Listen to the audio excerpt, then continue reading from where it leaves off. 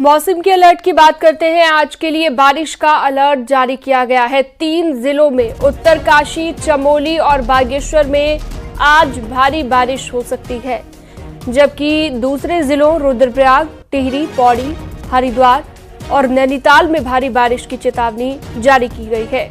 हालांकि इसके बाद राहत की खबर है। 14 से 18 अगस्त तक मौसम सामान्य रह सकता है।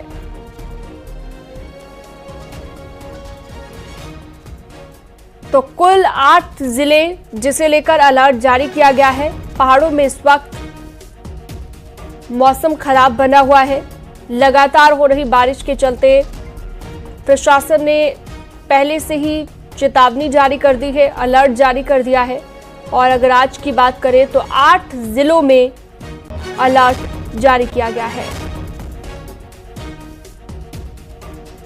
तो 13 अगस्त को यानी कि आज मौसम विभाग की ओर से भारी बारिश को लेकर अलर्ट जारी किया गया है। उत्तरकाशी, चमोली, बागेश्वर, टिहरी ये वो जिले जिसमें रुद्रप्रयाग, पौड़ी भी शामिल है। नैनीताल और हरिद्वार में भी भारी बारिश को लेकर अलर्ट जारी किया गया।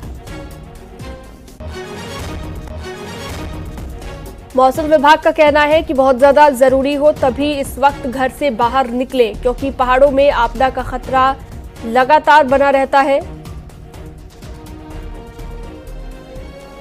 ऐसे में भारी बारिश के अलर्ट के बीच घर से बाहर निकलना अवॉइड कर सकते हैं। तो झमाझम बारिश आज पहाड़ों पर देखने को मिलने वाली है, खासतौर पर इन 8 जिलों में, जिसे लेकर मौसम विभाग ने अलर्ट जारी किया है।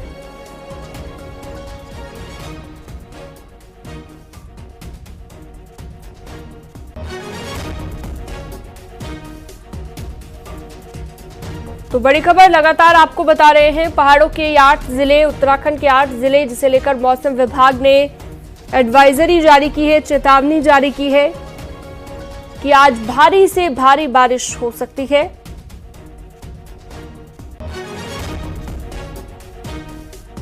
नितिन सेमवार चमोली से हमारे सहयोगी हमारे साथ लाइव जुड़ चुके हैं। नितिन, कैसा है चमोली में इस वक्त मौसम, और आज को लेकर भारी बारिश का अलर्ट भी मौसम विभाग ने जारी किया है? जी, निश्चित रूप से अगर देखा जाए तो आज से पहाड़ों में भारी से भारी बारिश का पूर्वानुमान मौसम विभाग ने जताया है। और ऐसे में अगर देखा जाए तो कहीं ना कहीं चिंताएं पहाड़ में जरूर पहाड़वासियों की बन चुकी है, क्योंकि जिस तरीके से लगातार पिछले दिनों नुकसान की खबरें भी सामने आई, तो उससे जो ग्रामीण इलाके हैं वो काफी प्रभावित हुए हैं। ग्रामीण इलाकों को जोड़ने वाली जो सड़कें हैं वो भी काफी प्रभावित हुई हैं। तो कहीं ना कहीं चिंताएं जरूर है। हालांकि प्रशासन का कहना है कि हमने जो तैयारियां हैं वो बिल्कुल की हुई है, लेकिन बारिश का असर लगातार सड़कों पर देखा भी जा रहा है। सबसे बड़ी बात यह है कि जो बद्रीनाथ राष्ट्रीय राजमार्ग है वो गौचर से लेकर और बद्रीनाथ धाम तक पूरा पेज बहुत ही ज्यादा खतरनाक हो चुका है। चाहे हम कमेरा की बात कर लें या छिनका की बात कर लें, और अभी अभी जो खबर निकल कर आ रही है कि बद्रीनाथ के समीप ही कंचनजंगा के पास पूरा हाईवे ही क्षतिग्रस्त हो चुका है, वहां पे सड़क बह चुकी है। तो जो आफत है वो जरूर दिखाई दे रही है, लेकिन जो तैयारियां हैं प्रशासन की वो भी दिखाई दे रही है। लेकिन मौसम के सामने सारी चीजें छोटी हो जाती हैं। जब लगातार पहाड़ों में अधिक बारिश होती है तो कहीं ना कहीं नुकसान भी काफी होता है। जी ठीक है, बहुत शुक्रिया तमाम जानकारी के लिए आपका। केदारनाथ पैदल रास्ते को ठीक करने का काम जारी है। 31 जुलाई की रात आई आपदा से सोनप्रयाग और गौरीकुंड में पैदल रास्ते ध्वस्त हो गए, जिनको अब ठीक करने का काम युद्ध स्तर पर चल रहा है। इसके साथ ही आपदा में टूटी हुई सड़कों को भी ठीक किया जा रहा है। वहीं बड़ी लिंचोली के पास पैदल रास्ते को भी ठीक कर दिया गया है।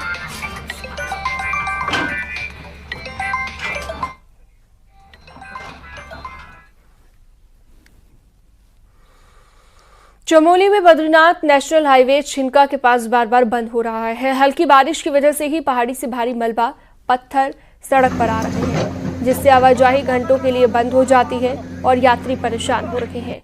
आज सुबह छिनका के पास भूस्खलन हुआ, रोड बंद हो गए, जिसके बाद प्रशासन की टीम ने घंटों की कड़ी मशक्कत के बाद हाईवे को खोल दिया गया।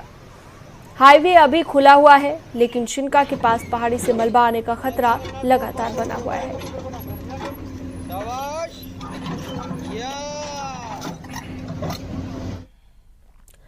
नैनीताल में अधिकारियों की हीला हवाली का नतीजा ग्रामीण भुगत रहे हैं और तब जब 8 साल में 2 बार हुई मुख्यमंत्री की घोषणा अब तक पूरी नहीं हो पाई।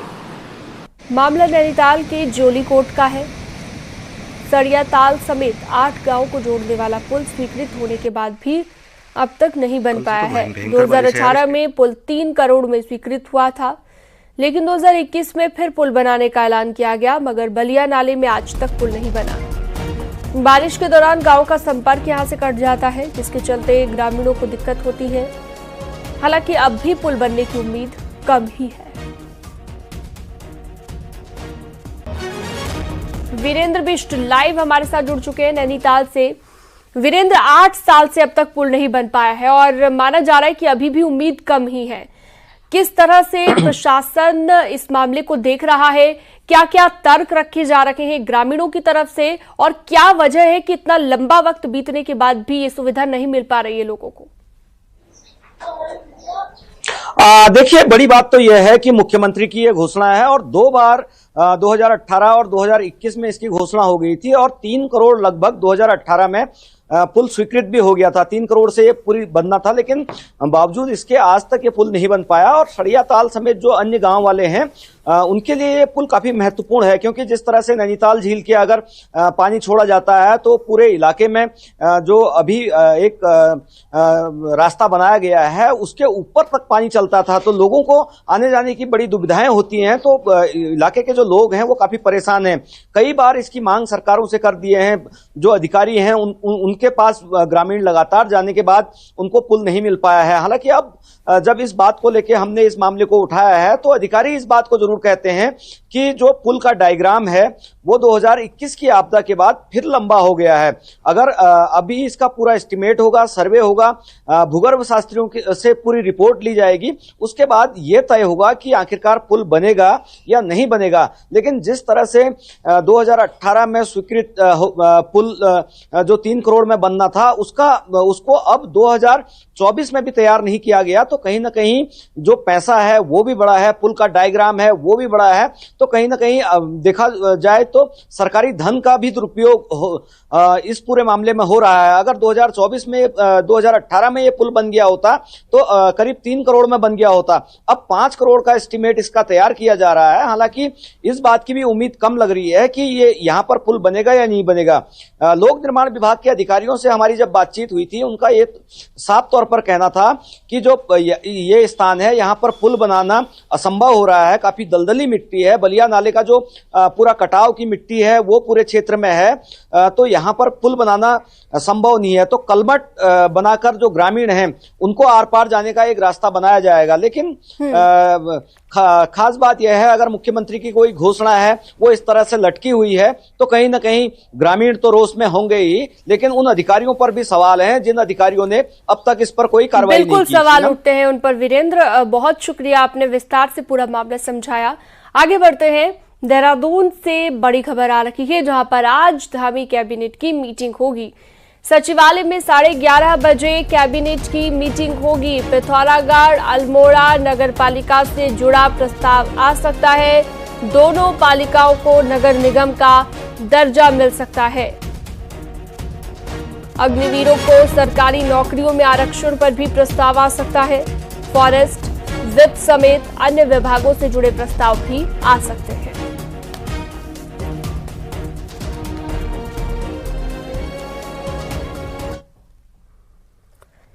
मुख्यमंत्री पुष्कर सिंह धामी ने सोमवार को सचिवालय में सीएम डैशबोर्ड दर्पण 2.0 की समीक्षा की और अधिकारियों को निर्देश दिए हैं कि सीएम डैशबोर्ड से जोड़ा जाए।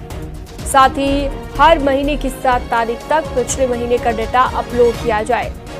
सीएम धामी ने कहा कि वो सीएम हेल्पलाइन की तरह सीएम डैशबोर्ड की भी हर महीने समीक्षा करेंगे। उन्होंने कहा कि सीएम डैशबोर्ड का मुख्य उद्देश्य जन समस्याओं का समाधान करना है।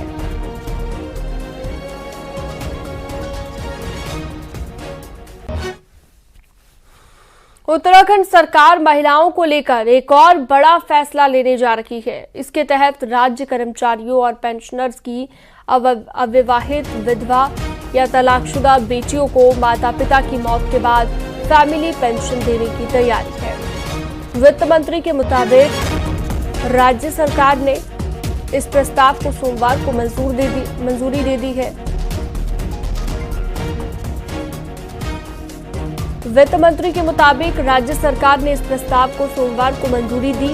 वित्त मंत्री के अनुसार इस व्यवस्था में ऐसी बेटियां शामिल होंगी जिनका अपने माता पिता के जीवित रहने के दौरान कोर्ट में तलाक की प्रक्रिया शुरू हो गई हो और माता पिता की मौत के बाद तलाक हुआ हो। माना जा रहा है कि जल्द इसे कैबिनेट में लाया जाएगा। हमारे पेंशन भोगी सरकारी कर्मचारी हैं, उनकी मृत्यु के बाद उनकी पेंशन उस संबंधित पुत्री को मिले, ताकि उसका भी उनका जो समस्या उसके सामने है आने वाले समय के लिए वो उसको मिल सके, उसको राहत मिल सके। ये निर्णय हमारी सरकार लेने जा रही है।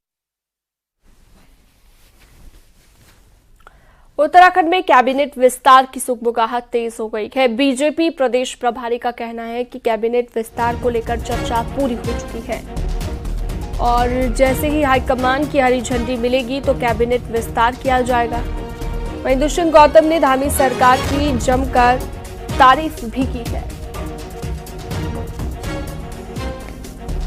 तकरीबन चर्चा उस पर हो चुकी है और जब भी हरी झंडी ऊपर वालों की मिलेगी, ऊपर वालों के बैठकर जो भी वो निर्णय करेंगे उसको लागू किया जाएगा। सरकार बहुत बढ़िया चल रही है, अच्छी चल रही है, मजबूती से चल रही है। धामी जी के नेतृत्व के अंदर जो भी चुनौतियां हमारे सामने मिल रही है, अभी कावड़ सेवा के अंदर आपने देखा होगा किस प्रकार से प्यार और स्नेह से कावड़ वहाँ से होकर गई हैं, गंगा जल लेके लोग गए हैं। आपने अभी देखा होगा जिस प्रकार से वहाँ पर प्राकृतिक आपदा है उसमें लगातार सरकार लगी रही है। सरकार उत्तराखंड में कैबिनेट विस्तार की चर्चा भले ही जोर शोर से जारी हो, लेकिन अभी इस पर फाइनल फैसला नहीं हो पाया है। कैबिनेट विस्तार के लिए अभी पार्टी हाईकमान की हरी झंडी का इंतजार है।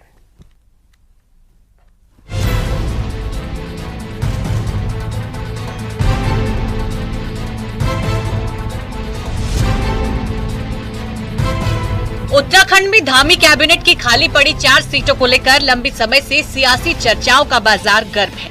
पिछले दिनों बीजेपी प्रदेश प्रभारी दुष्यंत गौतम का बयान और इसके बाद मंत्रियों की दिल्ली दौड़ ने इस चर्चा को और तेज कर दिया।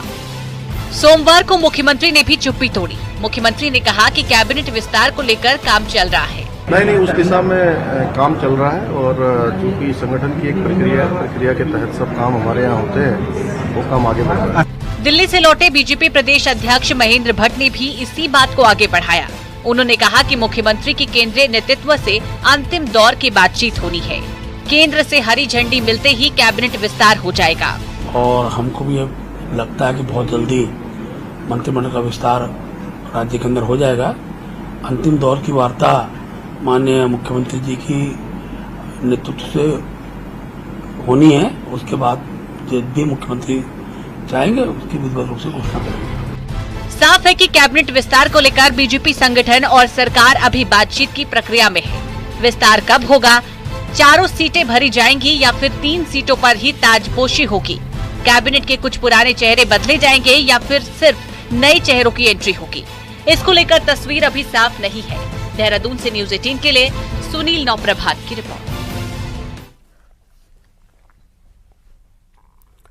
दिल्ली में सोमवार को कांग्रेस विधायकों की मीटिंग हुई, जिसमें प्रभारी शैलजा के साथ प्रदेश अध्यक्ष करण मेहरा और नेता विपक्ष यशपाल आर्य शामिल हुए। सूत्रों के मुताबिक प्रभारी शैलजा ने संगठन के खाली पदों को भरने के निर्देश दिए। मंगलौर और बद्रीनाथ की तर्ज पर सभी चुनाव मिलकर लड़ने के लिए कहा। साथ ही शैलजा ने कहा कि निकाय चुनाव में विधायकों से भी बात हो, कैंडिडेट पर राय ली जाए।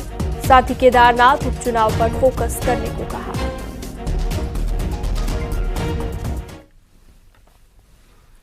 बद्रीनाथ उपचुनाव जीतने के बाद उत्तराखंड कांग्रेस में एक्टिविटी तेज है। सीनियर नेताओं के बाद विधायकों की मीटिंग हुई।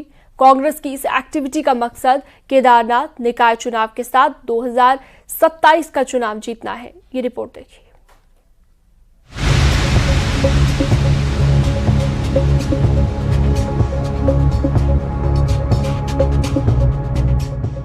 दिल्ली में लगातार उत्तराखंड कांग्रेस नेताओं की बैठक का दौर जारी है। सीनियर नेताओं के बाद सोमवार को कांग्रेस विधायकों की मीटिंग हुई तो प्रभारी शैलजा ने सबको मिलकर फील्ड में एक्टिव रहने के संदेश दिए।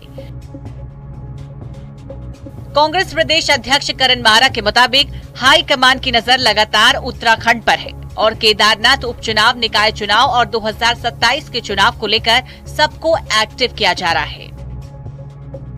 अध्यक्षों को बुला कर बैठक लेगी। एक सामान्य प्रक्रिया है जिसमें हमारी कैसे हम आगे को चलेंगे, क्या हमारे निकाय चुनाव की व्यवस्था है, क्या पंचायत चुनाव में हमको करना चाहिए, क्या केदारनाथ के बाई इलेक्शन में करना है, 27 का हमारा रोड मैप क्या होगा, किस तरीके से हमको सरकार की गलत नीतियों के विरोध में काम करना है, ये तो एक अलग प्रोसेस है।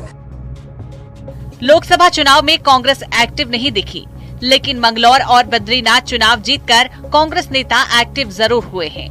अब जल्द दिल्ली में तीसरी बैठक NSUI, युवा कांग्रेस और महिला कांग्रेस के प्रदेश अध्यक्षों की होगी।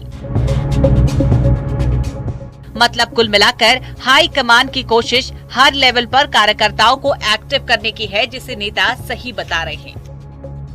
जो कांग्रेस का कार्यकर्ता है, जो कांग्रेस का नेता है, उसको ये लगता है कि हमारी राष्ट्रीय प्रभारी, हमारे राष्ट्रीय नेतृत्व हमारे विधानसभाओं के क्षेत्र में जो निकाय चुनाव है या पंचायत के चुनाव है उस तक पे ध्यान दे रहे हैं, तो उसका जो काम करने का जो मॉरल होता है वो हाई होता है और वो ज्यादा जो मेहनत है दुगनी मेहनत के साथ काम करता है, उससे कार्यकर्ता का कहीं ना कहीं मनोबल बढ़ता है। बद्रीनाथ उपचुनाव की जीत ने कांग्रेस नेताओं का हौसला बढ़ाया है।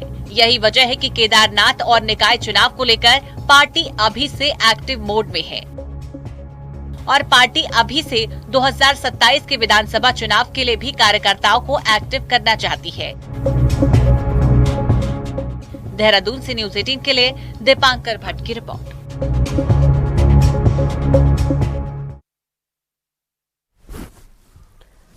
अब अफसरों की मनमानी की एक हैरान कर देने वाली खबर। गैरसैंण में मानसून सत्र में अनुपूरक बजट पेश होगा।